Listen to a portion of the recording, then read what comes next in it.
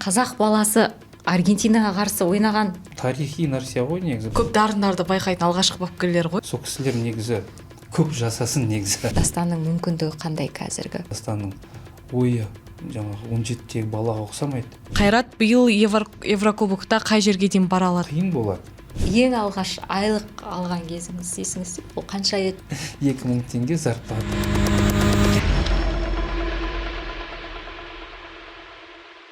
Сәлем достар, біздің бүгін студиямызда қонақта Қазақстан құрамасының бұрынғы қорғаушысы Айдар Күмісбеков. Қош келдіңіз ағас. Қазір енді сіз бапкер болып жүргеніңізді естідік. Бапкерлікке қалай келдіңіз, осы жөнінде бастасақ? Бапкерлікке енді көбісі футболистер, спортсмендер өзінің карьерасын аяқтағанда, жақындағанда ойланады ғой, ары қарай не істейміз, ары қарай да өмір бар ғой дегендей.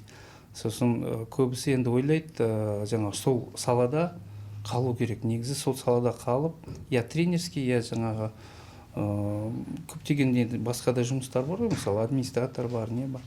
Бәрі ойланады негізі. Білмеймін, енді басқа спортта болса, бізде футболда сондай. Көбісі ойланады, ары қарай не істеймін, ары қарай. Сосын сол карьераны жаңағы жақындағанда 30-дан асқаннан кейін ойланасың ғой енді. Сосын жаңағы Қайрат Адамбеков ағамыз жаңағы курс жасады. Жаңағы именно жаңағы ұлттық құраманың ойыншыларын жаңағы жинап, жаңағы Самат бар, Руслан Балтиев бар, Нұрбол бар, Мұрат Тілешев, жаңағы өзіміздің балалар. Бәрін жаңағы біз бір-екі жас қой арамыз. Соның бәрін жинап, жаңағы оқытты. Осындай А-лицензия. Енді үлкен лицензия ол кезде, содан про ғана бар. Сол лицензияны оқып, Қайрат ағамызға рахмет, сондай құрмет жасап бізге. Негізі оқу тез бітті бізде, ондайда не болған жоқ. Ол былай айтты да, сіздерде опыт бар, жаңағы неңіз бар, білімдеріңіз бар, сол салада жақсы білесіңдер деп. Сөйтіп лицензияны алып берген сол кісі. Жалпы жастар, қазір түсінуімше, сіз бірақ жастармен жұмыс істейсіз, е? Қазір жастармен, иә. Қай жастағылар, және олар қалай дайындалады? Неге өзіңіздің жаңа командалас әріптестеріңіз секілді ірі клубтарға бармадыңыз? Енді ірі клубта негізі жұмыс істеп көрдім. Ол жақта да Талдықорғанда, мысалы Талдықорғанда 2012 жылы бітіргеннен кейін келесі жылы бапкерлікке жұмыс істедім. Оның да өзінің жаңағы жақсы да жақтары бар, жаңағы қиын тұстары да бар. Бірақ 3 жылда істедім, содан кейін бір себептермен жаңағы жолымыз болмады да сол клубта қалуға. Сосын Астанаға көшіп, Астанада осы жерде жас балалармен жұмыс істей бастадық. Негізі жас балалармен жұмыс істеу басқаша. Оның өзінің ерекшеліктері бар. Негізі осындай кешірім сөзін көрген, кішкентай кезде көп дарындарды байқайтын алғашқы бапкерлер ғой? Иә. Ол негізі сол бапкерлер, ең мықты бапкерлер солар. Иә. Өйткені жаңағы жас футболшының фундаментін қоятын, жас футболшыға өзінің ақылын айтатын сол кісілер ғой. Сол кісілер негізі көп жасасын негізі. Өйткені өте қиын. Әр баланың несін табу керек жаңағы. Көңілін табу керек, сонымен жаңа көбірек жұмыс жасай білу керек та. Ол қандай неге жақын деген сияқты, ол қандай, одан бөлек психология бар ғой. Мысалы, біреуге ұрсаң ренжіп қалуы мүмкін, ондай нәрселер де болды. Содан кейін жаңа ол мамандар көрген балаға көреді ғой, бірден анықтап алады. Бұл қандай бала, қандай не істей алады. Бірден тренировкадан кейін, бірінші тренировкадан айтады уже. Бола ма, болмай ма, қалай болады. Не істеу керек бұл баламен, содан кейін. Негізі футболда өте көп мынандай еркектік қасиеттер болу керек та. Шыдам болу керек, содан кейін жаңағы өзінің қасындағы жүрген әріптеспен де жұмыс істей алу керек та. Кішкентай кезінен. Ол командалық ойын ғой бұл жерде. Командалық ойын, сосын ол тек қана жаңағы өзім деп кетпейді да ол жақта. Өйткені өзім десең қасындағыша. қасындағыға да не істеу керексің, қасындағымен де жақсы болу керексің. Иә, байланыс керек. Ол именно командный ойын осы жерде өте мындай не да, ең маңызды нәрсе. Өйткені бізде көбінесе енді жаңағы күресші, жаңа индивидуальный дейміз ғой, индивидуальный вид спортыдан жақсымыз, иә. Құдайға шүкір, жаңағы әлем бойынша. Бірақ мына командныйға келгенде кішкене сәйкестік келмейді бізде. Сәйкес болғанда оның да өзінің несі бар да, этаптары өтетін. Сол үшін енді оған көптеген шыдам керек, жаңа бір-бірін поддержка керек деген көп нәрсе бар енді. Қазір балалар бір-бірінен допты қызғанатындар көп па балалардың арасында негізі? Балалар енді ол тренерға байланысты. Қалай қоясың сен оны? Тактикаға. Егер мысалы бір бала бір жаңағы допты алып жүгіріп жаңағы не істесе, егер сен оған қой демесең, ол ары қарай кете береді солай. Енді осы жерде жақсы маман болса, жастардың ол айту керек. Қай кезде дұрыс істедің, қай кезде дұрыс істемедің, оны тура ойынның кезінде істеудің қажеті жоқ, енді өзінің бір нелері болады да айтатын кездері. Мысалы, бәрінің көзінше де ұрса алмайсың біреуге. Оның да өзінің несі бар. Қатты ұрсаң анау мүмкін ренжіп қалып мысалы ішінен. Сондай нәрселер көп енді. Қазір балаларда травма деген дүние бар. Детский травма бар. Жекешек ара деген дүниелерді олар кішкентайынан біліп өседі. Өте мындай нәзік та, қазіргі балалар жалпы нәзік. Мен ойлаймын, біздің кезімізде ондай болған жоқ. Бізде вообще сөйлеспейтін ғой бізбен. Қалай айтады сол? Иә, ренжіме деп, ондай айтпайды. Бірден алады да мысалы, жаңа таяқпен бірдеңкемен ұрасылады, болды. Өзіңіз талай рет таяқ жеген шығарсыз, иә, футболда жүріп? Жоқ, құдайға шүкір, ондай болған жоқ қой. Жалпы тәртіпті бала болдық. Футболға келгенде бәрін істедік, енді үйде көп нәрсе істемесек те қашып жүріп әйтеуір, бірақ істедік. Үйдегі зат. Мен өзімнің командама да жас балаларға қазір айтамын. Үйдегі затты алдымен бітіріңдер. Мысалы, су алып келіңдер, көмір алып келіңдер, жаңа ағашты бұзып, бәрін үйдегі шаруаны бітіріп, бірақ келіңдер. Маған керек емес былай айту, мысалы, кейбір балалар былай айтады. Болды, мама, менде тренировка, болды, мен кетем. Менде тренировкам бар деп, мысалы, биік қояды да, сен әке-шешесі маған ренжуі мүмкін да, нұшта. Неғып сен тренировка, мен айтып жатырмын, тренировкаға дейін бәрін істеп ал. Сабақтан кейін мысалы біліп тұрсың ғой, бір жарымда келесің, 3-те тренировка болса, осы аралықта істеп ал бүкіл жұмыстарында. Содан кейін бос болып, жаңа әке-шешенің ризалығын алып, кел. Өйткені әке-шешең саған ренжісе, сенің жолың болмайды. Деп айтам кәдімгі. Өйткені ол рас нәрсе. Егер сенің жолың жаңағы жолың болып, қаласаң, онда әке-шешенің ризалығын ал дейді. Міне сондай тәрбие беріп жатыр, мысалы, істеп жатырмыз солай. Бапкер тек бапкер ғана емес, психолог та, ағасы да, екінші әкесі де дейсіз ғой. Иә, тренер, бұрынғы тренерлер сондай болған. Өзі де врач, өзі де психолог, өзі де жаңағы милиция, өзі де жаңағы ата-ана, сондай болады. Өйткені сен егер жүрегіңді салып істемесең, онда результат та болмайды. Қалай ол? Жартылай жаңағы жұмыс жасап, әйтеуір для галочки деп келіп істесең, мысалы, біз білеміз ғой, жаңағы Жамбылда, Таразда дядь Ваня деген бар, иә. Бізде Талдықорғанда Виктор Михайлович Магай деген, оны бәрі біледі. Алматыда қанша ондай тренерлер, осы Астанада сондай тренерлер көп. Сондықтан да ол кісілерге негізі көп деген ойыншылар рахмет айту керек. Өйткені олар расымен де өзінің жаңағы өмірін, жүрегін соған салды. Біреудің карьерасына арнады ғой. Біреудің карьерасына көмектесті ғой олар. Олар былай айтқанда қызмет істеді да, елге, нағыз елге қызмет істеді да, бүкіл жаңағы уақытын, отбасын сырып қойды. Отбасын сырды, өзінің бір жаңағы жұмыстарын сырып соған барып, бірақ көрдіңіз бе, нәтиже болды ғой. Құдайға шүкір, әр тренерде өзінің нәтижесі болады. Қанша саласың, сонша келеді. Енді айтыңызшы, бүгінгі балалар мен сіздердегі буынның айырмашылығы неде қазір?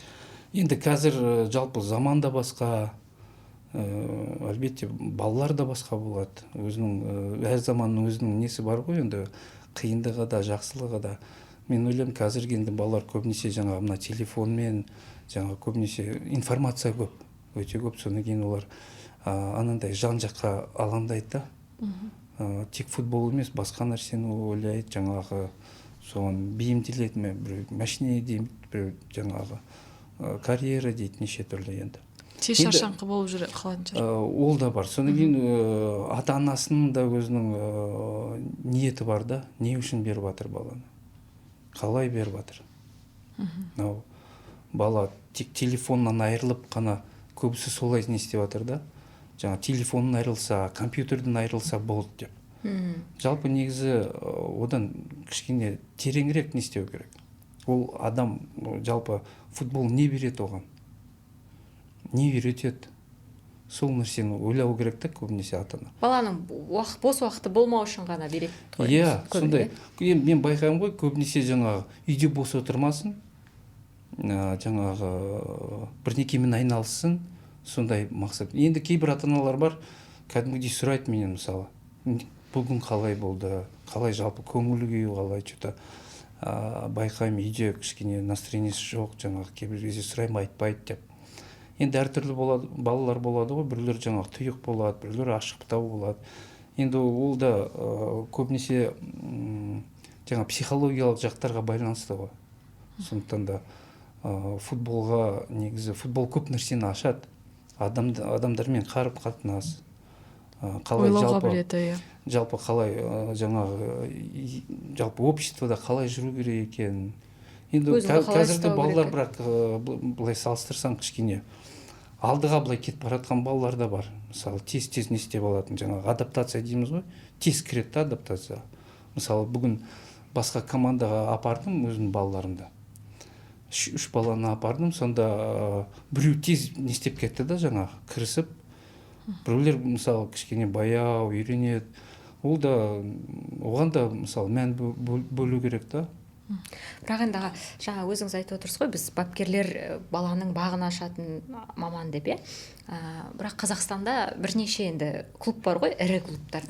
Енді ашылып, кішкене жетіліп келе жатқан балаларды өздеріне алып кететін. Сосын есіңізден мүмкін өзіңіз де білетін шығарсыз, Астананың осы бапкерлері ренжіді. Біз дайындап жатырмыз, әжептәуір жолға қойып едік, Қайраттан алып кетеді, Шахтерға алып кетеді деген сияқты дүниелерді айтып жатыр. Енді осындай да дүниелер бар ғой бізде. Негізі бар, әлі күнге дейін бар ол нәрсе.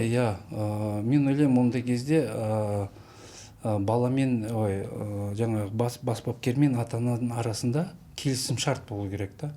Мысалы, мына жақта Қоянды ауылында Бауыржан деген бауырымыз бар. 4 жыл бұрын ол жаңағы поле салып, не салып, осындай ФК Асу деген команданы ашты. Мен ол кісіні жақсы білем, бұрыннан танимын. Сол кісі айтады да, мен мысалы өз балаларымды бұрында ойлайтынмын, жаңағы енді ашылғанда көбінесе ұтыламыз, не істейміз, там үлкен счет болады да, 5-0, 8-0 жаңағы. Онда қатты ренжитінмін дейді. Жаңағы, ой, қалай өзі бізде бапкер дұрыс емес пе, я балалар дұрыс, несі қайда, жаңағы өзегі қайда деп. Сосын уақыт өте келе, жаңағы тренерларды ауыстырды, нелерді ауыстырды. Қазір мысалы соңғы нелерде уже 4 жыл өтті, қазір уже результат бар да.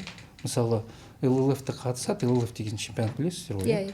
Соған қатысып, қазір детский ЛЛФ-та 3-ші орын алды. Мысалы 15 па 16 команданың ішінде.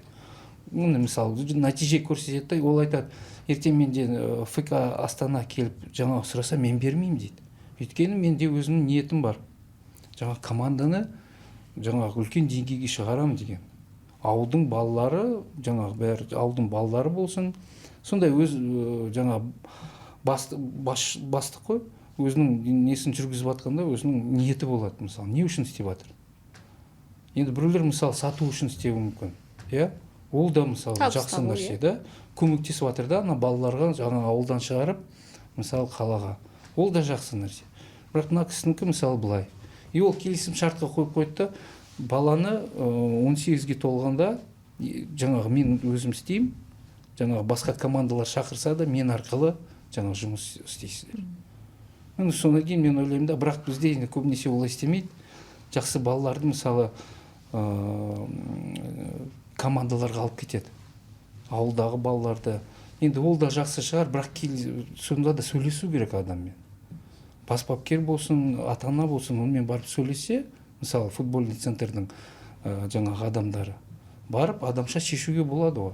Жаңағы ренжітпей, не істемей, былай жаңағы алдап кетпей деген сияқты. Сондықтан да бәріне жаңағы подход керек та, дұрыс подходпен бәрі шешілетін нәрсе. Ол жаңағы ой осылай істеді деп ренжіп, көбінесе енді ренжіп кетеді бізде. Енді әңгіменің әрқисасын күні кеше ғана Қайрат Чемпиондар Лигасының 3-ші іріктеу кезеңіне өтті. Жалпы ойынды өзіңіз толық көрдіңіз бе? Ойынды толық көре алмадым, бірақ екінші тайм көрдім. Түгел көрдім. 1-0 өтті. Бірақ жаңағы қиын ойын болды. Мен Амония деген командамен кезінде ойнағанбыз біз. Иртышпен ойнағанбыз 2 рет. Өте мынандай тәжірибелі команда өзінің жаңағы мемлекетінде, чемпион болған команда ғой, болатын команда. Сондықтан да мынандай квалификацияда жылда қатысады. Ойыншыларды өте мынандай тәжірибелі, мынандай жаңа шетелге шыға алатын, ойнай алатын. Мысалы, бізде мысалы енді командалар, мысалы Елімай командасы енді шығып жатыр ғой, мысалы Еврокуб. Олар да қазір көреді, мысалы бірінші Алашкерпен ойнады ғой. Жақсы ойнады, мен көрдім ол ойында. Енді көрдіңіз, онашта бірінші рет шыққаннан кейін басқа қысым болады да, басқа қысым болады. Содан жалпы футболист өзі өту керек та, бас бапкері болсын, жаңағы болельщиктер болсын, көру керек та, оны сезу керек. Сол сезіп не істегеннен кейін, жаңағы көргеннен кейін, содан кейін уже білінеді, жаңағы істей аламын ба, істей алмаймын ба деген ішінен өзі белгілі болады сондай нәрселер. Бірақ енді Қайратта не дегенмен легионерлер болды ғой, шеттен келген көп ойыншылар. Тәжірибелі. Ойынды мысалға 26-шы минутта қойды, мен қателеспесем, қарсылас команда 10 ойыншымен ғана қалды. Жаңағыдай клуб ойынды ертерек аяқтауына мүмкіндігі бар еді ғой деген. Енді айтып жатырмын, өте тәжірибелі команда. Олар мысалы сол нәрсені білмесе де, бірақ ойын көрсетті ғой, істей алатын. Мысалы 10 адаммен де соңғы минуттарда гол соғылды, пенальти сериясы болды. 111-ші минутта тағы бір ойыншысын шығарып тастады. Тағы бір ойыншысын, екі удаление болды, бірақ енді көрдіңіз ба? Енді әртүрлі болады. Мысалы, сіз ешкім айта алмайды, мынау жаңағы қалай ертең ойын болады. Жаңағы біз айтамыз, ой, бізде мынау жаңағы шабуылшы мықты, жаңағы не мықты. Бірақ ертең қандай ол профессионал болғанмен енді әртүрлі болады. Мысалы, ауырып қалуы да мүмкін. Ойын жүрмейді дейсіз ғой кейде. Қысым да болуы мүмкін. Қаншама толық мысалы стадионда күнде ойнамайды ғой. Оған да мысалы өзінің дайындығы керек. Бірақ енді ойыншылар ойнаған сайын, істеген сайын соған үйренеді. Содан кейін профессионал болады ғой уже. Профессионал дегеніміз любой жаңағы әр кезде өзінің деңгейін жоғалтпау. Мысалы бір деңгейде жақсы ойнадың ба, келесі ойында сен сол деңгейден төмен түспеу керексің негізінде. Өйткені содан кейін сол тәжірибелі деп соны айтады. Тәжірибені көрсете алады, тәжірибені жаңағы әртүрлі қысымда жаңағы өзінің максимальный жаңағы несін шеберлігін көрсете алады. Сіз Қайраттың ойынын жақсы бағаладыңыз. Кешегі болған ойында, иә? Енді өз қарқын толық көрсете алды ма деген? Негізі сәл енді командада жаңағы өзгерістер. Оборона жағынан жақсы болды олар. Жаңағы өзінің ойынның несін дұрыс ойнады. Бірақ алдыда сәл шабуылда кішкене остроты не хватало дейді ғой, мысалы, сол жетіспеді. Дастан жетпеді дейсіз ғой. Дастан да мысалы қазір кетті ғой енді. Бірақ орнына да мысалы Маркуэль кішкене басқаша ойыншы деп ойлаймын да. Сәл тағы да бір ойыншы жетпеген сияқты болып көрінді да. Бірақ негізі мысалы қазір мысалы Тұяқбаев деген жас жігіт ойнап жатыр ғой. Ол да қазір жаңағы ойнаған сайын ашылып жатыр да. Сондай балаларға қазір сенім арта білу керек та деп ойлаймын. Бірақ жалпы жақсы нәтиже. Негізі өтті ғой ары қарай. Өтті. Оған да мысалы Темірлан мысалы солай ойнау керек еді, сол пенальтиді мысалы алып, осындай мысалы сол көрсету керек та, сондай Мысалы кеше Темірланның күні болды деп айтсақ болады. Өйткені 2 пенальти мысалы алды. Содан кейін өз командасын ары қарай шығарды. Міне. Темірлан енді кейде қателік жасап жататын көріп жүрміз ғой, болмашы қателіктер жіберіп қойып жатқанын да көрдік, бірақ шешусіз сәттерде кәдімгідей бар күшін жинап. Енді Темірлан енді не істеп жатыр ғой, мысалы жаңағы мынадай шеберлігін енді көрсетіп жатыр да, сонда да. Енді қателіктер бәрінде болады. Ол қателіктерді қалай қабылдайсың, ары қарай қалай өтесің, сол маңызды нәрсе да. Мысалы біреулер қателікті қабылдап тұрып қалуы мүмкін да. Біреулер мысалы жаңағы сол қателіктен жақсы нені шығарып, жақсы нәтиже шығарып ары қарай мысалы жүрсе, вот сол нәрсе дұрыс та. Не үшін сол қателік болды? Не үшін сондай жағдайда істесе, анализ дейді ғой мысалы. Қатемен жұмыс қой. Иә, қатемен жұмыс. Не үшін қайталана береді. Қарау керек қой адам. Не үшін мен бір нәрсені істеп жатырмын? Бас бапкер соны айта береді. Мен жаңағы алдыға қарай басу керекпін ғой. Сол кезде адам ішке үңіледі. Неғып солай болып жатыр? Бір нәрсе оған жаңағы мешать етіп жатқан шығар деген сияқты. Дастан демекші, Дастан енді Челсиде алғашқы ойын өткізді, 6-шы минутта гол соқты. Енді өзіңіз футболшы ретінде, сол жолды жүріп өткен адам ретінде қалай ойлайсыз, Дастанның мүмкіндігі қандай қазіргі? Оның әлеуеті қандай? Негізі өте жақсы келе жатыр. Жаңа бірінші ойында алғашқы минутта гол салу Челси командасына мысалы өте үлкен нәтиже. Оны мысалы бір ай бұрын ойласаң ондай болмайтын сияқты болып көрінеді, бірақ мысалы Дастан өзінің шеберлігін көрсетті. Өзінің осындай жас болғанымен, көбісі жаңағы тренерлер байқасаңыздар, нені айтады, Дастанның ойы жаңағы 17-тегі балаға ұқсамайды. Кеше Хаби Алонсо да басқа нәрсені айтып жатырды, сол баланы қандай несі бар, жаңағы футбольный жаңағы нелері бар ғой, жаңағы күші бар, жаңағы жылдамдығы, соның бәрі. Сезеді, сезімді алдығы өзінің жаңағы ойында. Өзінің несін көрсетті, жаңағы ойын көрсетті, ой шеберлігі, қалай ойланатыны, мысалы. Ол да үлкен нәрсе да, оны көре алатын адам да, енді ол жылда бар ғой, енді көре алатын адам да болу керек те оны. Енді осы мысалға голы, оның жаңағыдай алаңда сенімді ойнауы Челсида қалуына себепкер бола ала ма? Жеткілікті ме? Иә, әлбетте бұл. Жеткілікті болғанда енді ол жаңағы гол салып ары қарай өзінің шеберлігін күнде көрсету керек. Әлі біраз дәлелдеу керек қой. Андай клубтарда күнде мысалы не болмаса жаңағы конкуренция болады ғой. Соны сен күнде жаңағы дәлелдеу керексің ол нәрсені.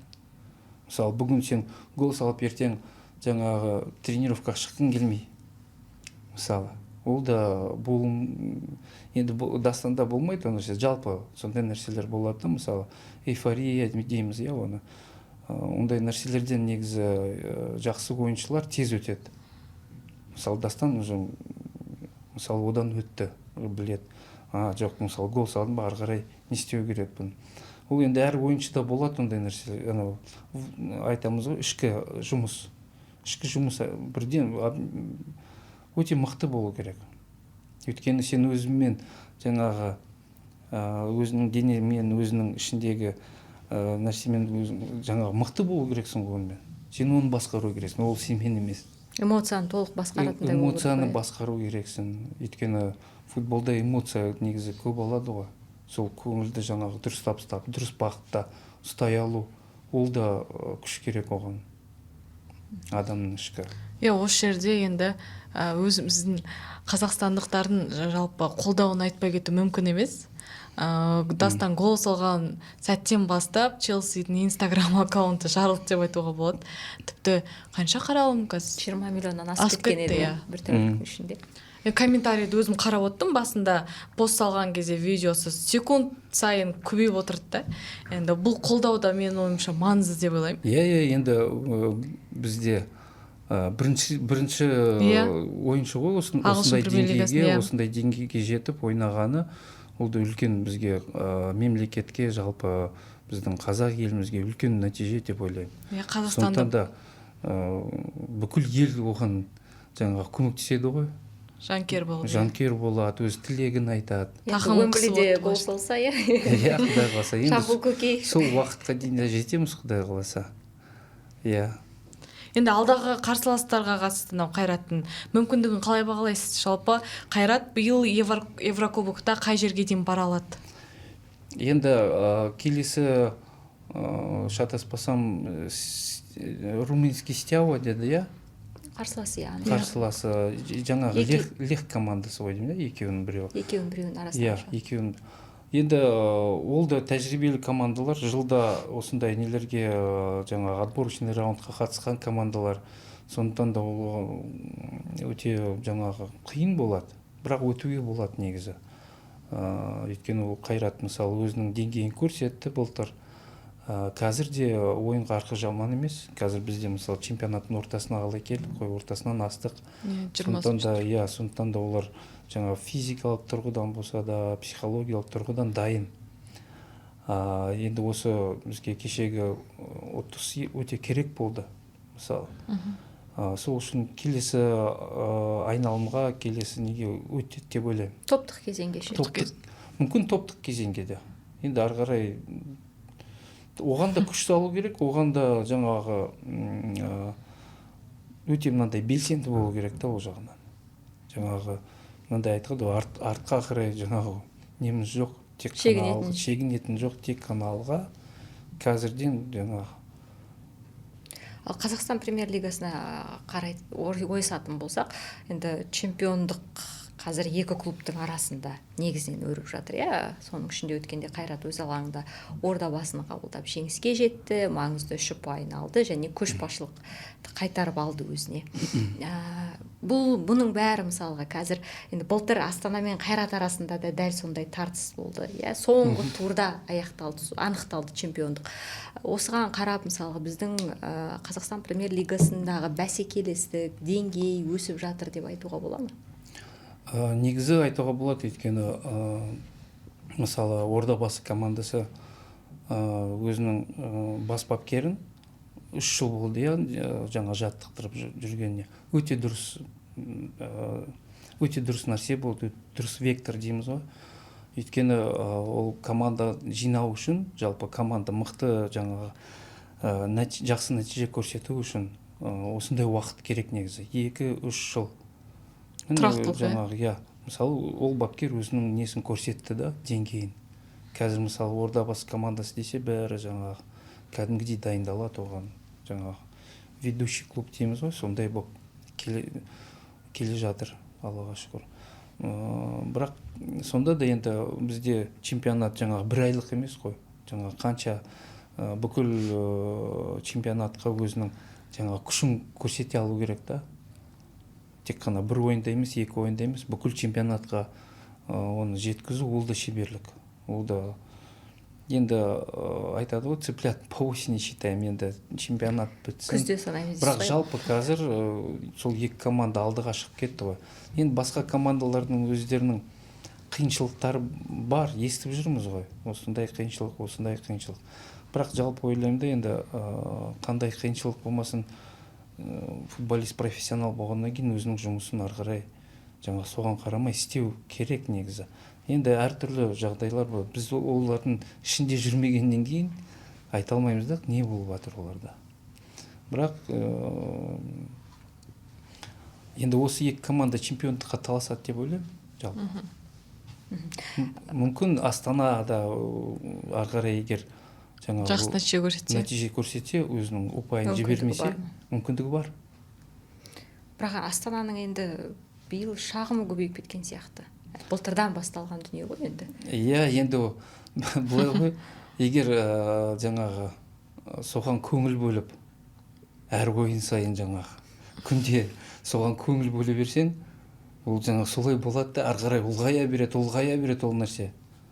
Бүкіл жаңағы бүкіл Қазақстан біледі ғой сондай нәрсе болып жатқанын. Бірақ енді олардың өздерінің кухнясы мысалы деп ойлаймын.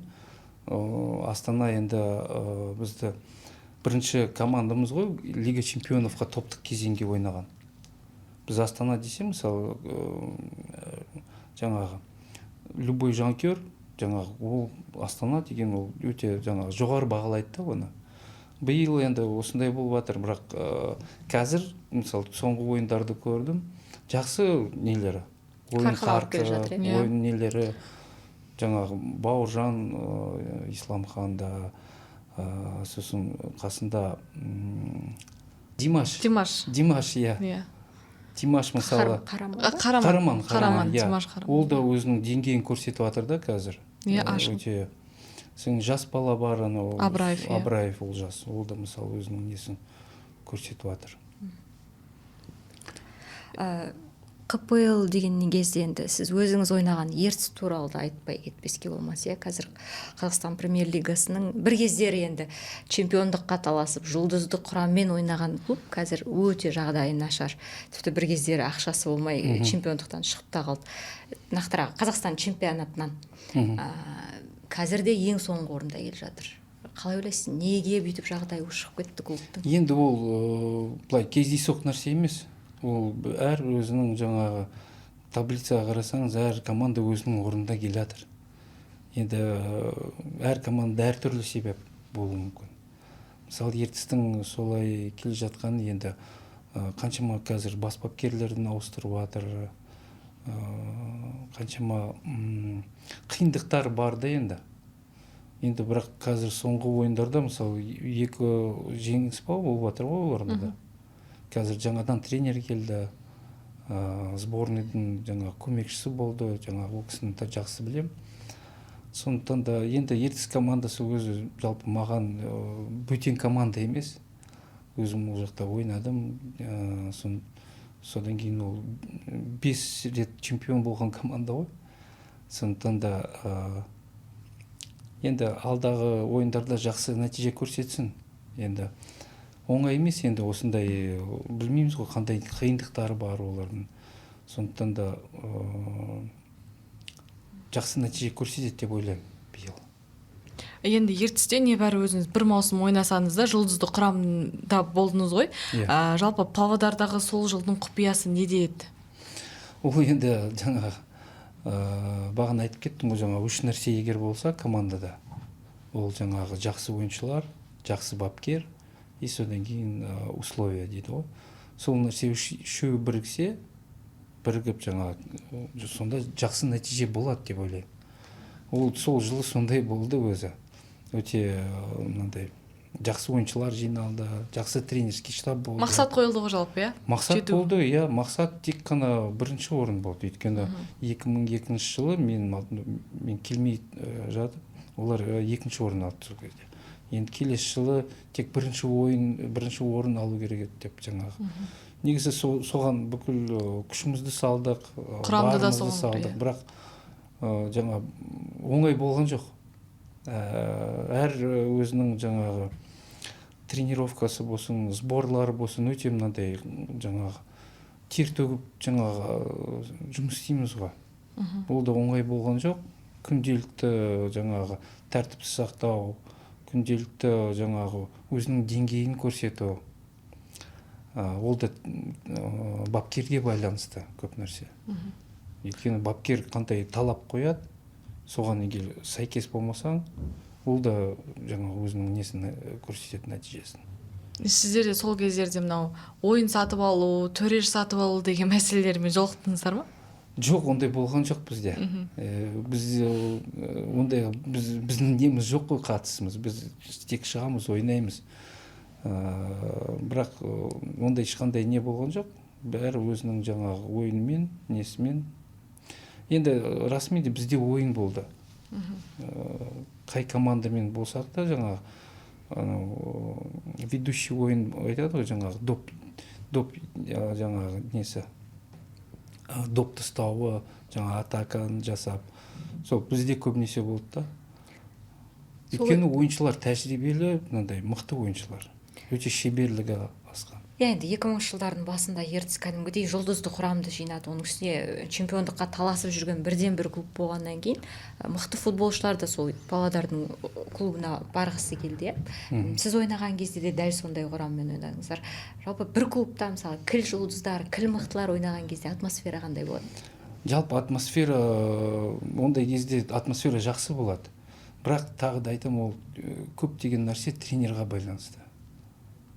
Мысалы біз Қазақстанда болсын, әлемде болсын, ондай нелер, жаңа көптеген случайлар бар ғой. Мысалы жақсы қошқардың басы бір қазанға сыймайды дейді. Мықты ойыншыларды жинайды, бірақ нәтиже көрсете алмайды. Көптеген.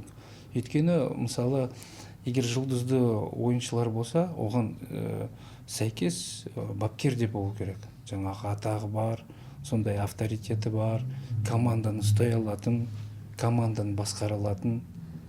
Оған да өте үлкен шеберлік керек, психология жағынан да, барлық жағынан авторитет болу керек та адам. Келіспей қалатын, өзара жағдай көшбасшылыққа таласып, киім ауыстыратын бөлмеде ерегісіп қалатын кездер болатын бе? Жоқ, ондай нәрселер бізде көп болған жоқ. Құдайға шүкір, біздің команда именно сол 2003-те, 2004-те болған команда, ертіс командасы. Көбінесе бапкердің арқасында, тренерский штабтың арқасында сондай бір ұйымшыл команда болдық. Жаңағы көп нәрсе әсер етеді, ұйымшылдық. Ұйымшылдыққа көп нәрсе әсер етеді. Ол жаңағы семьялармен де араластық, мысалы.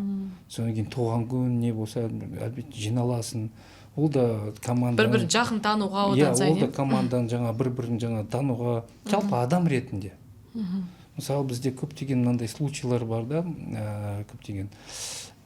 Мысалы жақсы ойыншы бола, мысалы бірақ адамгершілік жағынан кішкене төмендеу болады. Содан кейін бапкерлердің де жаңағы сондай нелер болады да, жаңа выбор болады да. Қандай ойыншыны алайын, жаңа шеберлігі мол, бірақ адамгершілік жағынан мысалы кішкене не болса қалай деп. Олар жылда сондай не болады да, қандай ойыншыны алайын. Мынандай ойыншы шеберлігі аздау, бірақ адамгершілігі жақсы, бәріне көмектеседі. Жаңа түнгі 3-те де жаңа шақырсаң да келеді, мысалы. Сондай жаңағы не? Ол енді бапкердің өзіне байланысты, өзі қандай. Өзі егер сондай адамгершілігі жаңа жақсы болса, ол мынандай жақсы командасына да, командасы да сондай болады. Жаңа бапкерге сай команда келеді ғой, негізі солай. Ағайын, сіз өзіңіз клубтық карьераңыз қателеспесем Қайраттан бастадыңыз ғой, иә? 97 жылы. 98-де, 97-де неде болдық, дубльде. 29-30 жылдай болып қалыпты. Мысалға енді Қайратта ол кезде еліміздегі ең танымал клубтардың бірі болды ғой енді. Осындай клубтарға келген кезде сіздерді қалай қабылдайды жалпы? Жастарды, мысалы сіз өзіңіз сол кезеңнен өткен шығарсыз? Әлбетте әр ойыншы, жас ойыншы содан өтеді. Енді біздің заманымызда сәл басқаша болды. Қазіргідей емес, мүмкін сәл басқаша, өйткені жаңа ол кезде Қайраттың сапында сондай мықты ойыншылар болды. Жаңа Серік Жылетбаев, мысалы, Ануар Нисанбаев, мысалы, сондай тәжірибелі ұлттық құраманың ойыншылары. Бірақ олар жақсы қарсы алды бізді. Сергей Климов деген болды, Асқар Қожабергенов, Пасько деген, таныс шығарсыздар, бүкіл жаңа Қайраттың ветерандар ғой қазір. Ол кісілер мысалы жақсы қабылдады да бізді. Енді ол адамның өзіне байланысты, қандай жаңа мен байқасам былай өмір бойы жаңа адамгершілікке негізі қарайды да, қандай адам болсын. Сен футболист бол, не бол. Егер жақсы адам болсаң, саған да сондай адамдар кездеседі. Қарама-қайшылық редко болады олдай, бірақ көбінесе содан просто өту керексің да сен. Егер тіпті саған сәйкес келмегеннің өзінде одан өту керек та. Бірақ бізді өте жақсы қарсы алды. Олар бізді дубльде болғаннан кейін ба бізге жақсы бізді біледі да. Содан кейін командаға келгеннен кейін жақсы қарсы алды. Кімдер қолдау көрсетті? Мысалы, қалай қолдау көрсетті сізге? Оқиғалар бар ма сонда есте қалған, бір есіңізге алған кезде кәдімгідей жүрегіңіз елжіреп кететін? жоқ ондай қазір есіме түспейді, бірақ мынандай болды да, мысалы біреумен ерегескен кезде мысалы сондай бір моменттер болады, әрбір командада болады. Ерегескен кезде наоборот саған қолдау көрсетіп кетеді да, мысалы сен бір легионер болсын, не болсын, жаңағы ерегесіп кетсең, жаңағы саған қолдау көрсетіп деп жаңағы оған жаңағы ұстап не істеп, сондай моменттер болды. Ал алаңда көбінесе енді өзіміздің ағаларымыз ғой, Асқар ағамыз сияқты, содан кейін Климов сияқты мысалы ағаларымыз қолдау көрсетті. Асқар Құлшынбаев ол кезде мысалы, Алмас Құлшынбаев, Асхат Қадырқұлов. Деген біздің негізі бірге неде оқыдық қой біз, спорт интернатта. Содан кейін олар біледі бізді. Енді сіз қорғаушы позициясында ойнағаннан кейін сіздер алаңда да жиі қақтығысып қаласыздар ғой. Негізінде иә.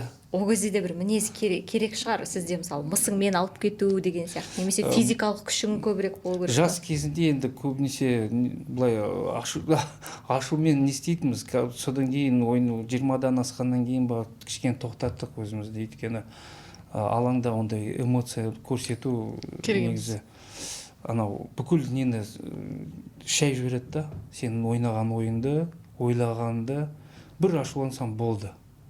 Уже заменаға шығуға болады да, өйткені сондай қатты мынандай әсермен ойнайсың ғой. Сен біреумен қақтығыссаң, ашуың егер басым болса, содан білдім, тоқта, мынандай қайталамау керек екен.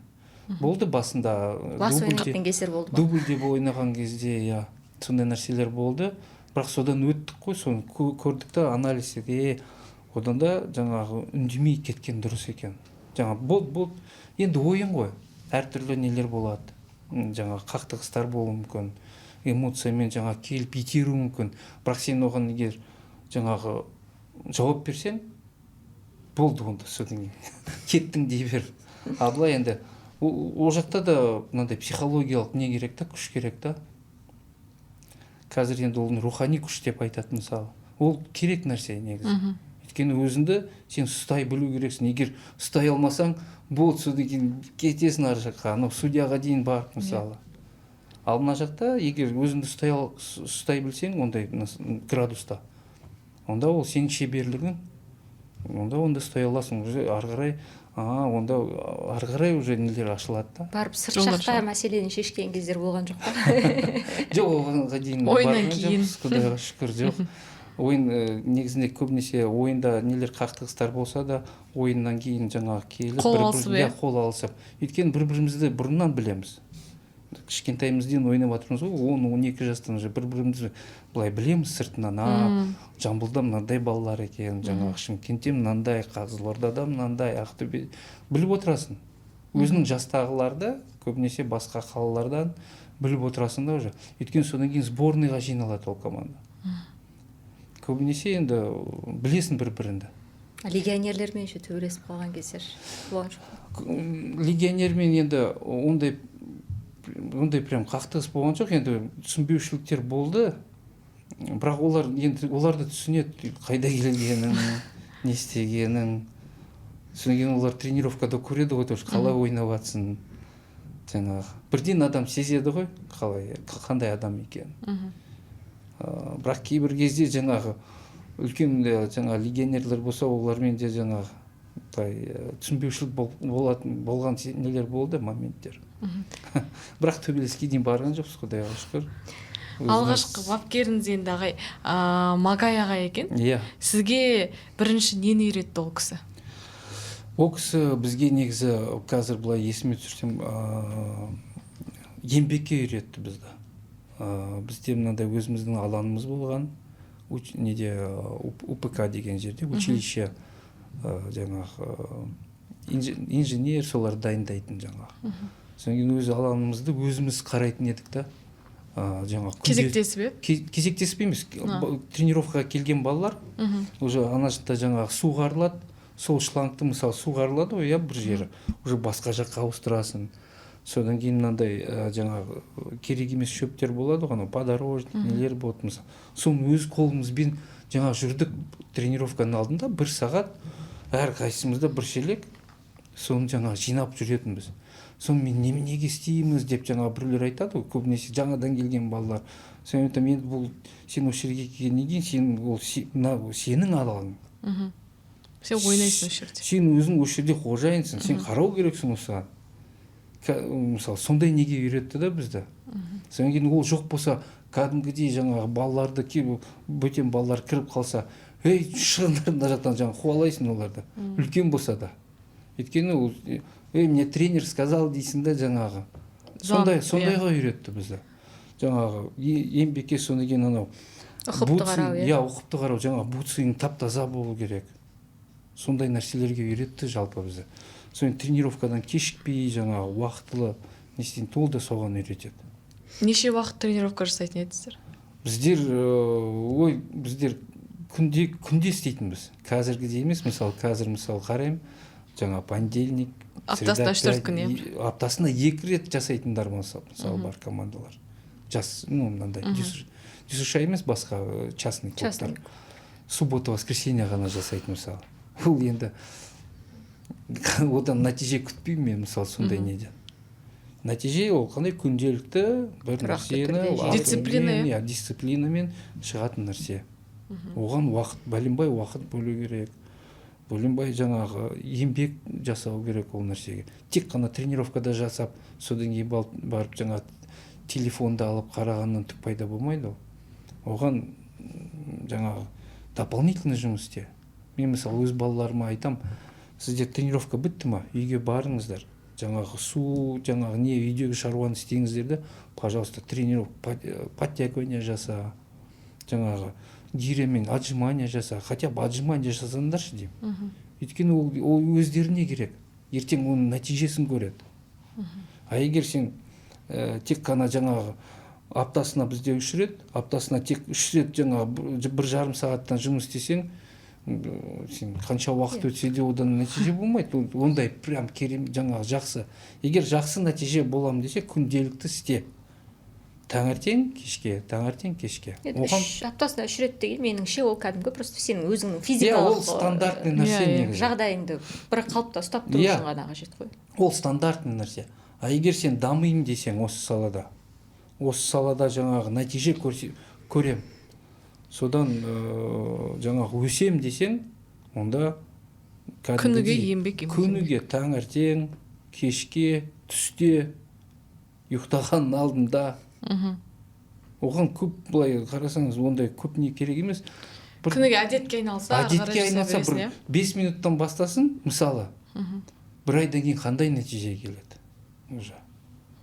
Сол балаларды соған тәрбиелеп жатырмыз. Соған негізі былай қарасаңыз оңай нәрсе, бірақ оған жаңағы істеуге келгенде, жасауға келгенде кәдімгідей күш қуат керек. Өйткені ол жерде де көп ерік жігер, өзіңіз айтып отқан психологиялық дүниелер бар, алаңдататын дүниелер көп қазір. Аға, енді сіз өзіңіз 79 жылы тудыңыз, 90 жылдары карьераңызды бастап, енді міне бастап жаттыңыз. Одан балалық шағыңызда сол 80 жылдардың орта тұсына, 90 жылдардың басына келді. Былайша айтқанда, елде өте қиын кезең. Дағдарыс. Киім жоқ, тамақ жоқ кезең. Свет жоқ. Жарық жоқ. Сіздер мысалға футболға киімді қалай алдыңыздар? Ол кезде бутсы да жоқ қой? Кроссы да жоқ шығар? Дұрыс айтасыз, бутсы да жоқ. Былай айтқанда талонмен тамақ алып жүрді ол кезде. Бірақ білмеймін, сол кезде жаңа арманым болды да. Мынандай чемпионат мира болды 86-да Мексикада. Сол чемпионат мираны көріп қалдым мен.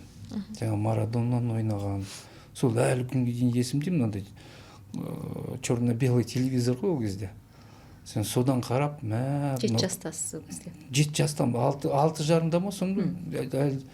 Содан кейін қараймын да, мыналар қалай ойнайды, қалай. И жаңа как раз Виктор Михайлович неге келеді жаңа мектепке, мен 1-ші классқа барам. Содан келеді, осындай клуб не ашылып жатыр, дюсуша команда жинап жатырмыз. Содан кейін соған бардық. Енді дұрыс айтасыз, қиын заман болды, не болды. Бірақ ойлаймын, арманның артында жүріп, содан жаңағы таймай. Енді қиын заман болды ғой өзде. Жаңағы перестройка болды, жаңағы тәуелсіздік алдық, не болды. Өте қиын заманда мамам неге жібереді ғой мені Алматыға, спортивный интернатқа. Мен де өзім қоймай айтам, осындай намыс клубы келді бізге Талдықорғанға. Содан отбордан өтіп, олар сол республиканский училищеде жаңағы өзінің орны болды да соларда. Сен соған түстік 92 жылы. Содан бастап мені әлі күнге дейін. Ол кезде жаңағы ақшамыз ауысып, рубльден теңгеге, ой, сондай да. Бірақ Аллаға шүкір, сол бір неде тұрдық. Мамамызға рахмет. Сондай нәрсеге шыдай алды да ол. Айтпесе, сондай бір нелер болды. Жаңағы кешкісін жаңағы Талдықорғанға барамыз ғой. Свет жоқ. Түнде былай трассада жүресің ғой, свет жоқ. Соң енді ұйықтап барасың, не барасың, соң кейін водитель айтады, келдік дейді. Қайда келдік дейсің, Талдықорғанға келдік, свет жоқ. Қалада. Как будто трассамен келе жатсың, білмейсің, қала ма, не ма. Содан кейін былай көріп, әйтеуір терезеден. Содан кейін танисың, мынау Талдықорған ғой деп. Содан кейін әйтеуір үйіне дейін апарып тастайды бізді. Сондай бір заман болды енді, оңай емес заман. Көбінесе біздің Талдықорғаннан бір қаланың жартысы болмаса да көшті ғой жан жаққа. Біреулер Германияға көшті, біреулер Алматыға көшті, енді жан жаққа. Өйткені свет жоқ. Түнде береді светті, 2-ден 4-ке дейін. Сонда мамамыз тұрып, жаңағы әкеміздің жаңағы шалбарын алып түктеп, рубашкасын бәрін жаңағы түктеп, дайындап қояды. Сонда 2-ден 4-ке дейін ғана. Сабақты қалай оқисыздар? Жарықта, күннің жарығында. Мен ол кезде Алматыда оқып жүрмін ғой. Бірақ естігім дос балаларынан сондай шаммен оқитын едік дейді. Өйткені басқаша амал жоқ. Өйткені сол квартираларға мынандай пеш орнатты ғой, соған дейін барды ғой. Өйткені енді адамдар жылу жоқ дейсіз. Жылу жоқ, басқа не жоқ тұратын жері. Сондай бір сынақ болды да, негізі бүкіл елімізге, негізі содан әйтеуір Құдайға шүкір өттік. Қазір балаларға қарасаң, киім десе киімі бар, аяқ киім десе бірнеше аяқ киімі бар. Поле десе поле бар. Ауыстырып киемі, жазды, қыстығы бөлек деген сияқты ғой. Сіздер тіпті бір киімнің өзін, аяқ киімнің өзін ауыстырып киген, бір-бірлеріңізден қалып, сол ауысқан кездер болған шығар. Бізде мынандай болды ғой, егер біреуде кеді болса, мынау не деген бай деп ойлаймыз. Өйткені біздер жаңа әйтеуір біреуден қалғанды киесің ол кезде. Әйтеуір бір футбол жаңағы допты теп алатын нәрсе жараса болды. Сондай ғана кидік мысалы.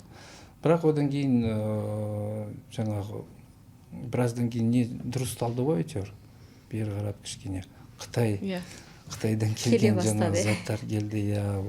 Ал ең алғаш айлық алған кезіңіз есіңіз деп, ол қанша еді және оны қайда жараттыңыз? Қанша жасыңыз алдыңыз алғаш? Бірінші сол жаңағы дубльде жүргенде ғой, Қайраттың дубльде жүргенде бізде 2000 теңге жаңағы сондай ақша, 2000 теңге зарплата. Енді ол кезде біз 11 класс оқимыз ба сондай ғой. 17 жасыңызда ма? Иә. Алғашқы жалақыңыз? Алғашқы 2000 теңге. Сол дубльде ойнаған кезде сондай болды. Өйткені оқып жүргенде ондай болмайды ғой істеуге. Тек қана, жаңа мектепте. Содан кейін студент болғаннан кейін, клубқа алғаннан кейін бірінші зарплатымыз сондай. Бірақ ол кезде 2000 теңге жақсы ақша. Әжептәуір ақша. Әжептәуір ақша. Жаңағы әйтеуір өзімізге жетеді. Өзіміздің базада тұрамыз, тамағымыз бар. Тек қана жаңағы былай ондай көп кетпейді, тек қана шығын көп кетпейді. Тек қана киімге, жолға былай ғана. Өзіңізге мынандай сыйлықты алуға мүмкіндігім бар деп бар, қымбат сыйлық алған кезіңіз болды ма? Қымбат сыйлығым ол жаңағы мына сборныйға қатыстық қой біз молодежный командамен. Сол кезде кішкене жаңағы төлей бастады ол кезде. Біздер неден отборочныйдан өткеннен кейін жаңағы бірінші орын неде Азияда алған, жаңағы подгруппада алып едік қой, содан кейін мынандай премиальныйлар бере бастады. Ол кезде есімде біздер чемпионат мираға шықтық қой. Жасөспірімдер арасында 98 жылы. Сонда қуанғанымыз жаңағы бүкіл жаңағы туысқандар Алматыға келіп, әке-шешем жаңағы сол бірінші ақшалай мамаға бердім ғой. Мамаға беріп өзіне жаңағы қалағанды алыңыз деп бердім. Сондай риза болған сондай. Шетелге алғаш қашан шықтыңыз және қалай қабылдадыңыздар енді сіздер ол кездегі шетелдік ойындарға бардыңыз? Шетелге сол жаңағы сборныймен шықтық қой. 97 жылы бірінші рет біз 97 жылы неге бардық? Иранға бардық. Сонда бір турнир болған.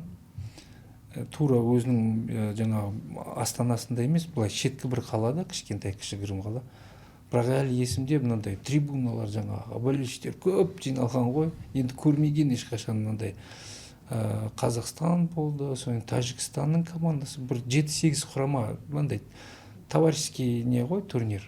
Соған барып біз сол кезде бірінші рет шетелге шығып, мәз болып жаңағы басқа елді көріп, бірақ көрген сен не істейсің, жаңағы үйренеді екенсің. Үйренесің, содан кейін бір психологиялық жағынан ба бір өзгеріс болады да адамда. Шетелге барып келгенім деген ба жаңағы басқаша көзқарас. Дүниетанымың өзгеріп пе? Иә, басқаша көзқарас болады. Ағайын, сіз жаңа олимпиада құрамында да болдыңыз ғой. Одан қалды әлем чемпионатына қатысқан құрамада өнер көрсеттіңіз. Осы кезеңді айтып беріңізші, әлем чемпионатына жалпы қалай қатыстыңыздар? Сол әсер, мысалы, Қазақстан ол кезеңді, ол әсерді, атмосфераны әлі сезініп көрген жоқ өкінішке қарай. Иә, негізі өте үлкен әсер болды бізде. Жалпы біздер өзі жолы солай болды да. Бірінші біз отборочныйда 98 жылы көктемде неде бастадық? Шри-Ланка деген мемлекетке барып, содан кейін сол жақта Тәжікстан командасы болды, 4 команда болды. Содан кейін сол үшеуін жеңдік, Құдайға шүкір. Сосын сол жеңгеннен кейін сол бірінші орын алып, содан кейін Таиландқа бардық. Таиландта финальный пулька дейді, ол жақта жаңағы осындай біз сияқты 10 не бар, подгруппа. Солардың чемпиондары бір неге жиналды сонда Таиландта. Бірақ барғанда именно жаңағы 4-ке ел неміз, я боламыз деген не болған жоқ. Бізде бас бапкер де, біз өзіміз де білген жоқ осындай екен формат. Жаңағы бірінші 4-ке жаңағы егер не істесең, кірсең, бұл чемпионат мираға барады. Ойнағанда содан кейін білдік те, осылай болады екен деп жаңағы. Содан кейін әрбір ойынға просто дайындалдық та, былай айтқанда. Ананы ұтамыз, содан кейін былай шығамыз деген әңгіме болған жоқ. Просто шығасың, ойынды көрсетесің, главное жеңу керек. Бірақ бірінші ойынды ойнағанда Индиямен ойнадық. Бірақ Индия өте жаңағы мықты болды есімде. 2-2 болып отқан кезде Алихан Аққазынов гол салған. 3-ші голды. Женя Тарасов гол салып, 3-2 жеңіп, сонда мәз болдық жаңағы. Бірінші 3 очко жеңдік деп. Бапкер сол кезде сенім арта бастады деп бір сұхбатыңызда айтқан екенсіз.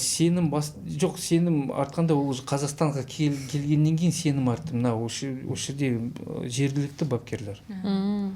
Ал біздер бара жатқанда енді дубль болып кеттік қой біз. Ондай основада іліккендер тек бірден-саран ғана болды. Евгений Тарасов болды, ойнағандар жаңағы бізде. Содан кейін Игорь Салашенко, мысалы Максим Самченко ғана бір 5-6 бала ғана ойнап жүрген сол кезде стартовый составта. Ал сол чемпионат мирадан кейін келген кезде уже кәдімгідей сенім артты.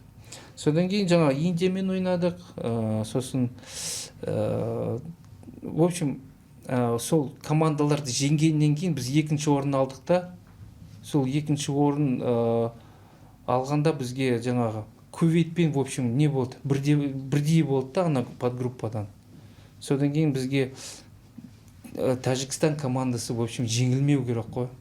Олар Таиландпен ба ойнап жатыр. Тәжікстанның тілеуін тіледіңіз. Иә, содан кейін Тәжікстан кәдімгідей жаңағы ұтыңыздар деп жаңағы кәдімгідей қолдау көрсетіп отырдық.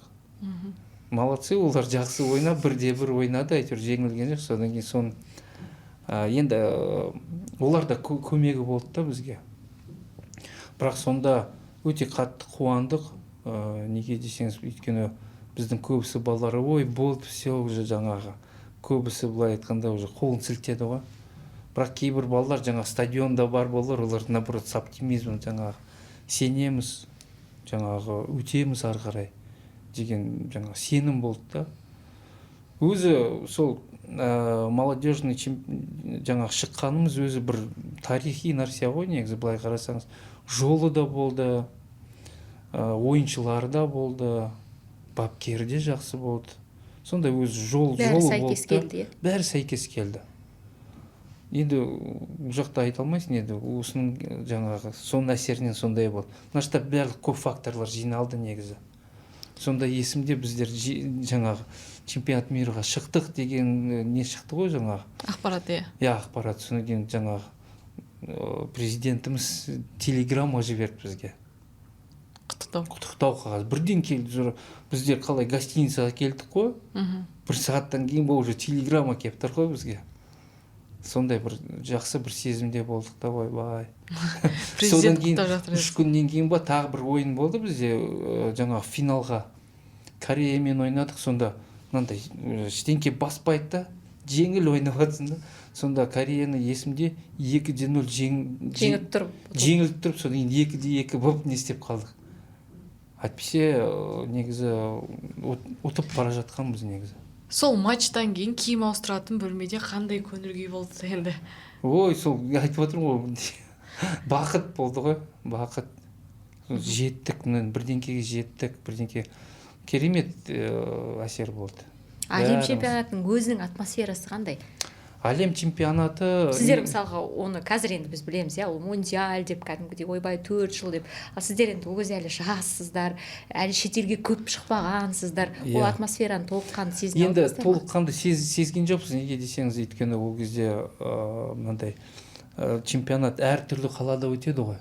Бізде тек қана жаңағы өзіміздің подгруппамыз болды сол қалада. Сосын біздің стадионда тек өзіміз ғана ойнаймыз да, басқа командаларды былай телевизордан ғана көрдік та былай.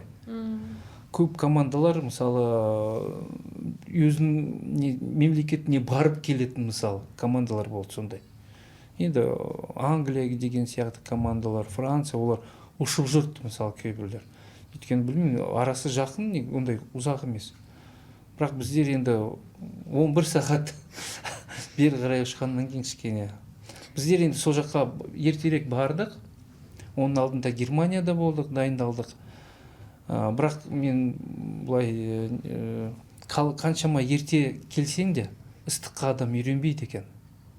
Біздер келгенде 38 градус, сондай ғой 40 градус. Бірақ біздер кішкене адаптациядан өтсін деп жаңа бас бапкерлер.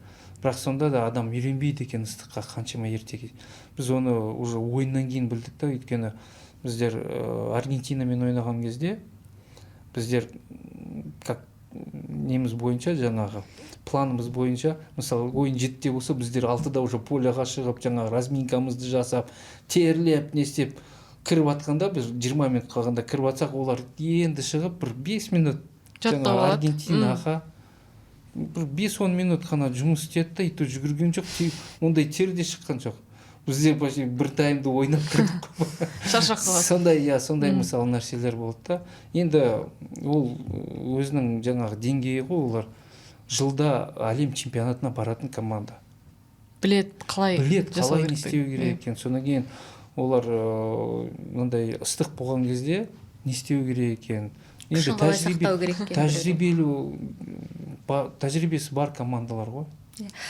Қазақ баласы Аргентинаға қарсы ойнаған дейтін болсақ, ол сізді кәдімгідей үлгі ретінде көрсетуге болады ғой. Сіз мысалға сол құраммен бірге Аргентина, Гана, Хорватия сол құрамалармен қарсы ойнадыңыздар. Қазір енді арада бәлен уақыт өтті. Қазір Хорватия әлем чемпионатының күміс жүлдегері, Аргентина әлем чемпионы атанды. Осыдан бері осындай, енді ол кезде де жаңағы Марадона сияқты футболшылардың елінен келген жерлестер еді ғой. Қалай шықтыңыздар алаңға? Қорқыныш бір сезім болды ма? Негізі қорқыныш, ондай қобалжу енді болды. Бірақ олар өзіміздің жасты балалар болғаннан кейін ондай прям жаңағы қобалжу болған жоқ. Бірақ ойындарына қарайтын болсақ, ойындар өте мынандай тез да, өте тез ойнады. Содан кейін басқа, былай айтқанда, басқа дәрежесі да, басқа дәрежеде анау доптың тоқтатқаны, жалпы бір-бірімен түсіністу, жаңағы понимание дейміз ғой, түсінісуі. Иә, түсінісуі өте мынандай биік деңгейде да. Қалай жаңағы бір-біріне жаңағы пас беріп, қалай тез не істеген қатты әсер етті бізге. Қай қарсылас сізді ең қатты таңғалдырды осы кезде? Мынау мүлде басқа деңгей деген бір футболшы болды ма? Ондай футболшылар болды, бірақ көбінесе командалық ойын. Командалық ойын өте жаңағы бір-екі касанием ойнаған кезде тіпті анау басың айналып кетеді екен. Өте тез, содан кейін жүгірісі де мынандай жеңіл да бәрі.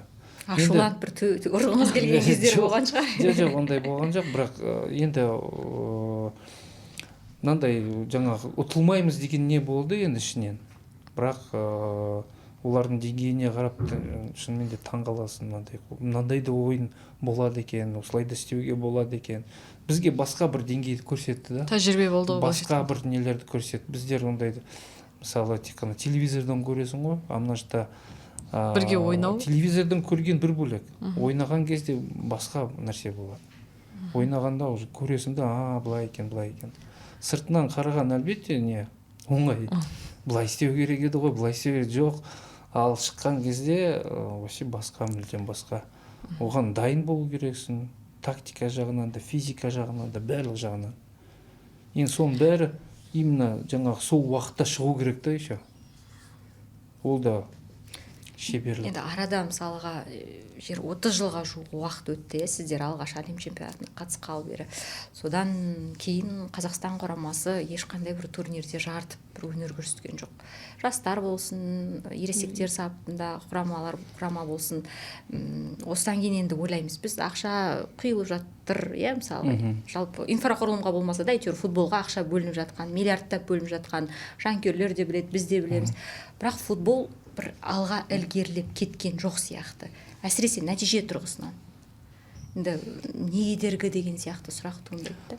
Енді мен ойлаймын да, жалпы сол кезде, сол заманда біздер Азияда болдық қой.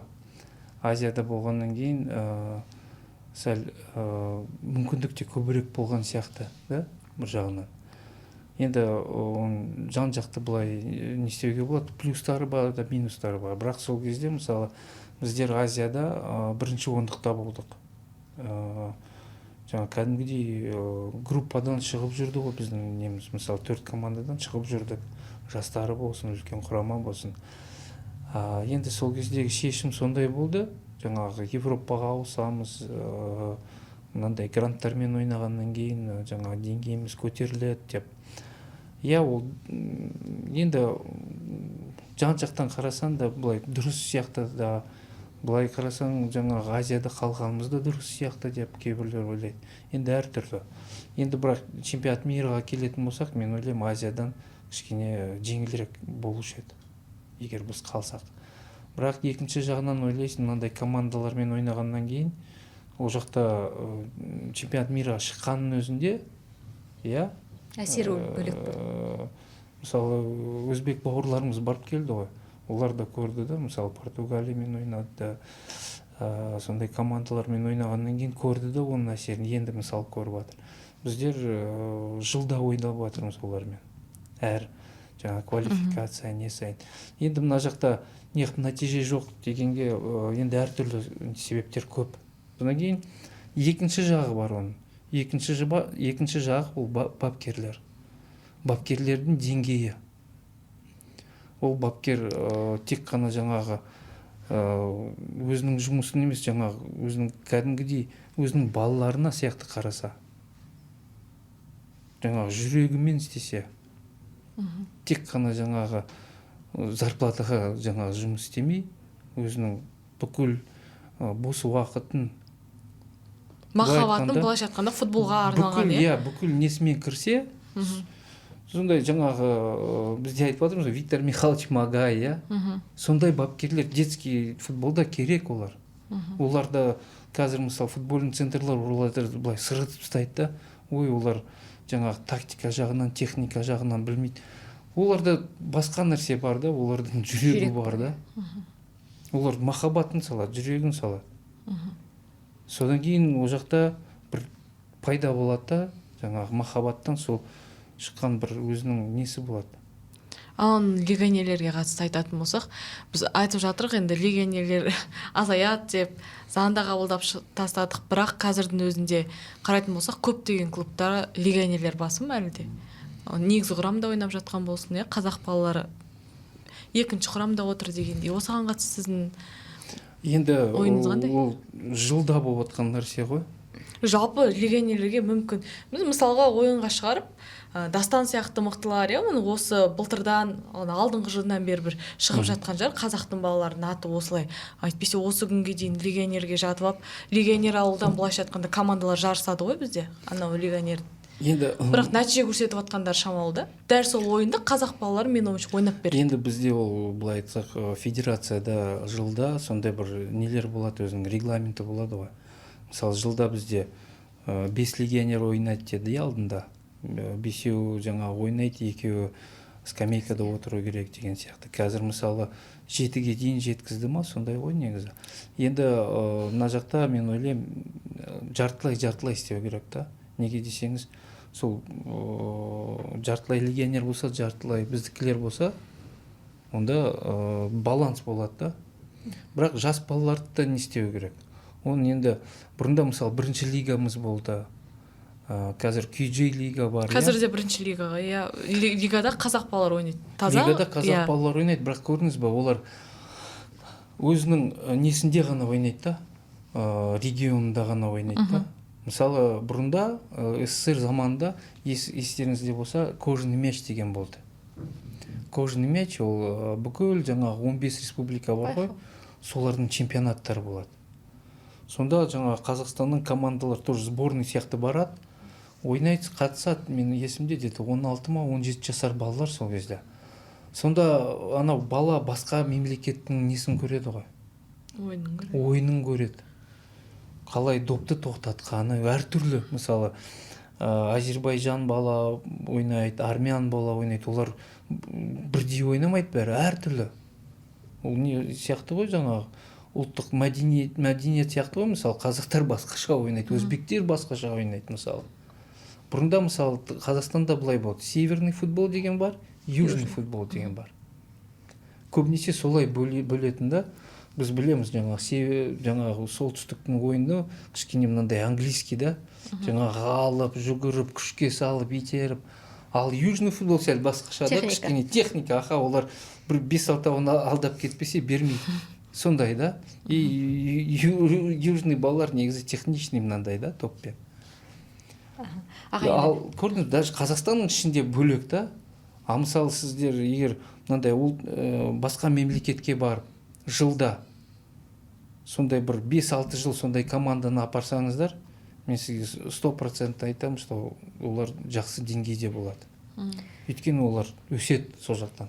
Енді жаңа Қазақстан премьер-лигасына қайта оралып жатыр ғой. Мына кеше ғана Нағи деген кісі, Қазспорт телеарнасының директоры, Қазақстан премьер-лигасына қатысатын клубтардың санын 10-ға дейін қысқарту керек деген пікір жазды.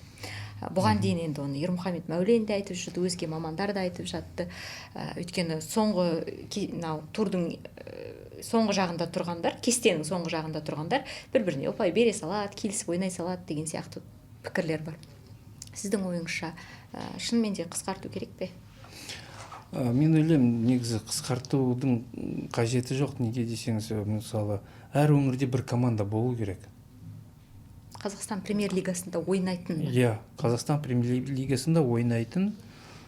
Неге? Өйткені сол өңірдің баласы соған ұмтылады. Соған ойнағысы келеді ертең. Ол енді басқа да мәселелер болуы мүмкін, жаңағы команда шығып кетуі мүмкін, не мүмкін. Бірақ әр өңірде команда болса, оған жаңағы жас бала болсын, біздің жанкүйерлеріміз болсын, соны құптайды ғой. Соны көргісі келеді, басқа командалардың ойнағанын көргісі келеді. Ол да футболға тек жақсы әсерін тигізеді ғой. қазір мысалы бізде қаншама жыл мысалы Жезқазғанда команда болған жоқ, иә.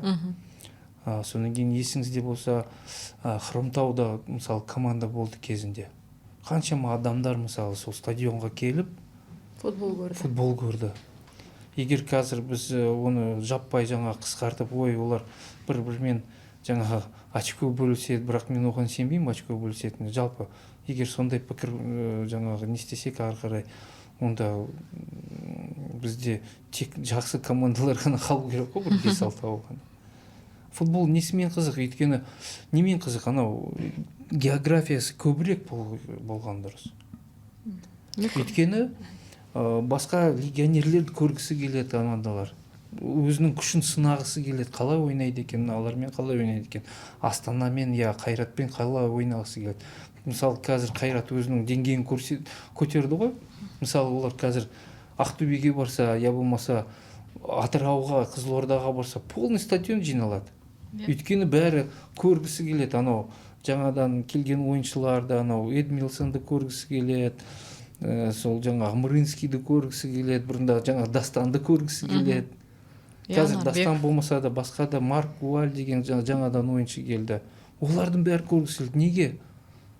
Өйткені көрген, мысалы жас футболшы қарайды ғой ойынын. Сонда не істейді, өзіне жинайды анау тәжірибе. Біздер кішкентайымызда жаңа анау футболдың сыртында былай тұрып допты беретінбіз ғой, соған таласатынбыз. Өйткені бүгін Қайрат келеді. Қайрат командасы келгенде жаңағы бізді шығарады, бәріміз жаңағы бірінші шығамыз деп. Сонда есімде Қайрат командасы келді, Масудов келді, Пехлеваниди, Волгин.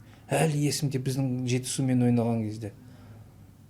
Анан мысалы доп тепкені әлі есімде, көз алдында да. Пехлеванидин кішкентай болып, аяғы қандай болды, мысалы мощный мынандай. Өзіңіз ойнаған, енді сіз қорғаушысыз ғой, сізде енді тиісінше шабуылшылармен қақтығыс жиірек болатын анық. Ең қиын қарсылас кім болды футболшы ретінде? Шабуылшы ретінде ма? Негізі әр командада өзінің шабуылшылары болады. Ол енді әртүрлі болады. Біреу жылдамдығымен алады, біреу несімен алады, жаңағы допты ұстауымен алады. Мысалы, әр футболшының өзінің несі бар, плюсы бар. Шабуылшы. Бір есіңізде қалған да енді? Мынауын қоймады ғой деп айтқан кезіңіз. Жоқ, мысалы Андрей Тихонов деген болды ғой жаңағы неде, Астанада. Олар келді Талдықорғанға. Сол кезде есімден бапкерлер Талгаев, жаңағы Никитенко, сол үшеуі болды, Коньков. Сонда үшеуі жаңағы ойын алдында, ты сегодня против Андрея играть будешь, байқа, ол өте мынандай тәжірибелі ойыншы. Сонда әбден не істеп алған, анау Андрейге жабысып алдым ғой мен сол кезде, бар ғой. Бірақ ол енді айта алмаймын, енді былай жақсы ойнады. Ол кезде енді уже 40-қа келген кісі ғой, енді 37, иә. Бірақ сонда да өте мынандай ақылмен ойнайды да. Тәжірибемен алады, аға көрсетеді, былай не істеп кетеді. Бірақ құдайға шүкір сол ойынды жеңдік негізі. Негізі әр командада өзінің мықты шабуылшылары болады. Оларға енді бейімделу керек та. Уже білесің, мысалы, кімге қалай ойнау керек екен, кім қай жерде минусы бар, плюсы бар. Бірақ енді айта алмаймыз. Ұлықбек Бақаев негізі өте мынандай мықты не болды. Өйткені біз бір командада болдық. Содан кейін мен тренировкада даже білем да, анау өте қиын алу.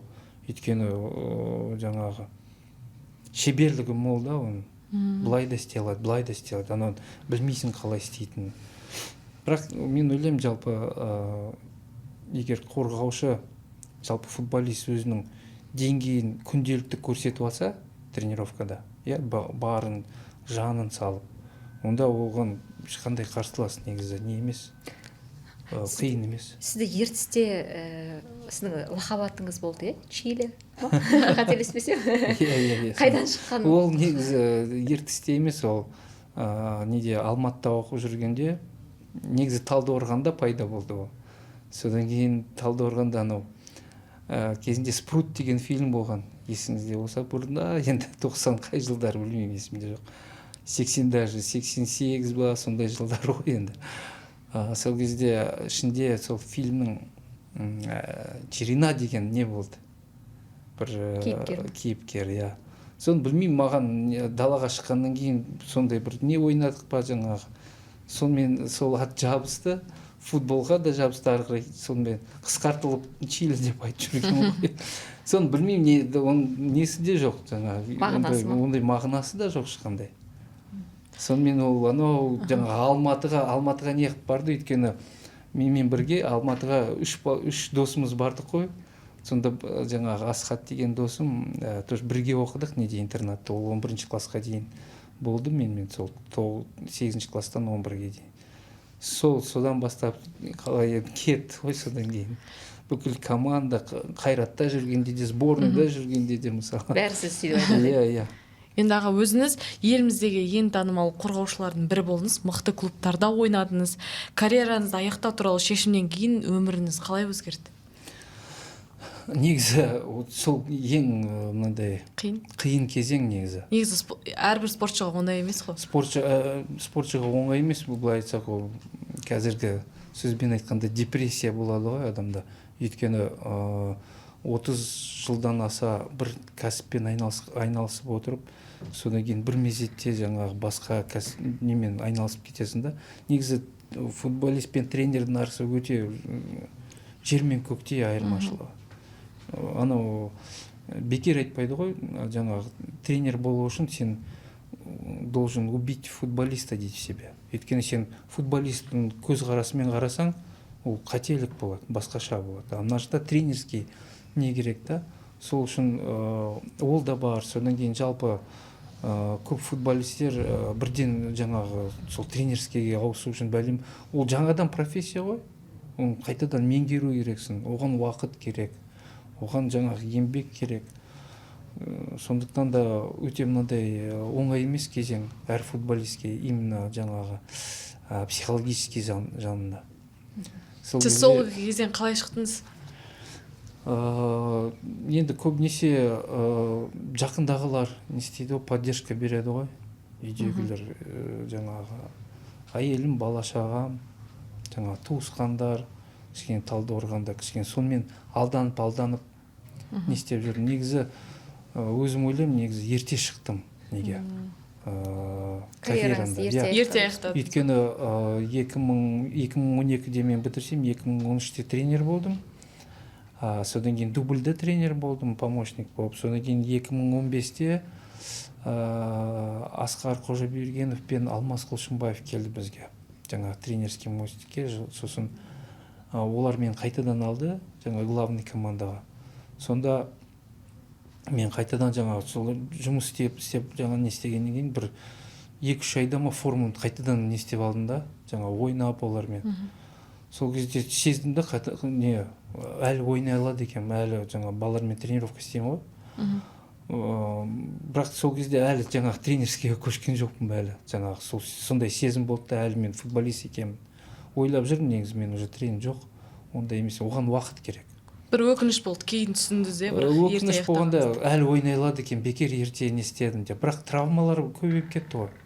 Травмалар болды, не болды, ол бір жағынан ойлаймын, өзі сондай бір өзі адамға бір жіберетін нелер болады ғой, белгілер, иә. Содан кейін өзіме жаңағы не істедім. Енді мысалға сіз ұзақ уақыт футболшы ретінде кәдімгідей аяғыңыз жерге тимей жүрді, былайша айтқанда. Материалдық жағынан да тұрмысыңыз дұрыс болды. Осыдан кейін бір күнде алып сен ешкімге керек болмай қаласың. Міне сол сезім мен қалай күресу керек? Осы сезім туралы сіз қалай, осы сезімді қалай қабылдадыңыз, осы күйді? Әлі сағынасыз ба сол бір жанкүйерлердің қолдауы? Сағынғанда жоқ, ондай сағыныштар прям болмайды, бірақ есіне аласың, енді осындай болды. Бірақ сол кезеңнен негізі жеңіл өту үшін сенде бір материалдық база болу керек. Содан кейін бір білімім, негізі сол ойнап жүргенде негізі оқу керек, негізі адам. Өйткені футболмен сен өмір бойы егер не істесең жақсы ғой. А егер мүмкін әртүрлі ситуациялар болуы мүмкін. Сондықтан да негізі мен айтарым, мынау жас ойыншыларға қазіргі ойнап жүрген ертең мысалы сондай кезеңде болатын футболисттерге, жалпы спортсмендерге айтарым, негізі жас болғанда оқып алу керек. Бір неге сеніп жүріп қалмау керек қой бір дополнительно бір нені қазір онлайн курстар бар, нелер бар, адам оқимын десе оқиды ғой, табады жолдарын. Сондықтан да мынандай бір кәсібің болу керек та тағы білетін. Көңілің алыңды де. Бір кәсібіңді істеу керексің, тек қана футбол емес. Сізде ол болды ма? Менде ондай болған жоқ, бірақ мен содан кейін үйрендім көп нәрселерді, жаңадан бастап, мысалы, жалпы былай үйде жүргенде де, мысалы, анау краның сынып қалады, лампочканың жаңағы нелер, біз ондаймен көп кездеспедік қой, мысалы, футболист болғанда. Ал содан кейін өзінің жаңағы үй болғаннан кейін сондай нәрселерге не істедік та, былай істейді екен, былай. Енді үйде, ауылда көп ондай болған жоқ, біз 8-ші класста кеттік, мысалы. Біз содан кейін уже карьера бітіргеннен кейін сондай нәрселермен айналысқанда үйдегі жергілікті жаңағы мән бере бастадыңыз. Мән бере бастадым. Осындай істеуге былай екен, мысалы. Көп нәрсе үйренеді екенсің. Өйткені мына жақтағы өмір басқа. Ана жақтағы өмір басқа, сәл кішкене. Сол өмірге негізі бейімделу үшін адам негізі ішінен дайын болу керек. Мынандай қатты жаңағы уайымдамай, не істемей, жаңағы былай гладко өту үшін бір нені білу керек, бір кәсіпті дополнительно, мен ойлаймын да. Қазір сөз соңында намыс клубы туралы сұрап кетпесем болмас. Несіп Жүнісбайұлы құрған клуб кәдімгі қазақ балаларының футболда өзінің көрсетуіне, шыңдалуына мүмкіндік беру үшін құрылғанын. Сізде Мұрат Тілешев, Нұрбол Жұмасқалиев сол клубтан түлеп ұштыңыздар. Қалай қабылдандыңыздар, және намыс клубы мысалға қазақ футболына қаншалықты әсер ете алды дамуына? Негізі жақсы әсерін тигізді. Өйткені нәтижеге қарасақ, мысалы сол клубтың бірнеше футболистері ұлттық құрамаға жетті. Ол жаңағы Нұрбол Жұмасқалиев, Мұрат Тілешев, жаңағы Әлібек Бөлешев бар. Көптеген тағы ойыншылар бар ғой. Бірақ жаңағы намыстың енді жаңағы неспағанымыздың да ниеті басқаша болды сәл. Жаңағы клубты бірнеше жыл емес, өмірлік оны жаңағы клубқа айналдырғысы келді. Ұзақ уақыт айналдырғысы келді. Ниеті сондай болды, қазақ балаларын жинап не істеп. Бірақ емес, жалпы ойлаймын да 100% болмаса да енді 80-90% орындалды.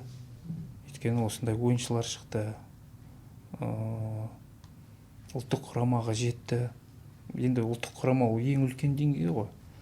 Соның нәтижесі деп ойлаймын. Енді біз білмейміз ғой, қандай қиыншылықтары болды, нелері болды. Бірақ осындай жалпы проект жалпы басталғаннан кейін осындай нәтижеге жетіп, оны негізі ұлттық неге ары қарай алу керек еді негізі. Деңгейде. Ұлттық рух сезілетін бет ол жерде, әлде сіздер енді бала болған соң аса түсінген жоқсыздар ма? Енді негізі қазақ балалар ғой бәрі, ауылдан келген қазақ балалар бәрі. Енді инфраструктура жағынан сәл нелер мүмкін сәйкестіктер болмаған шығар, бірақ жалпы сезілді негізі қазақ балалар бір жиналып, жаңағы біздер Ұзынағаш ауылының қасында фабричный деген неде болдық. Сонда негізі жақсы ұйымшыл команда болды, ұйымшыл клуб болды. Бірақ сәл инфраструктура жағынан мүмкін қиыншылықтар болған шығар, бірақ жалпы бірнеше жыл өмір сүрдік қой солай. Енді рахмет аға, уақытыңызды көп бөліп келгеніңізге, біраз тағылымды дүние айттыңыз, жастарға үлгі болатын біраз дүние айтылды. Енді ол да бір сабақ болады деп ойлаймыз. Жұмысыңыз алға баса берсін. Өзіңізден ұстаздан шәкірт ұзат дейді ғой қазақта. Шәкірттеріңіз үздіктердің қатарынан көріне берсін. Сіздерге рахмет. Осыны передачаңыз алға баса берсін. Жақсы кейіпкерлер келе берсін. Амин. Жеңістігіндер көп болсын. Рахмет. Рахмет.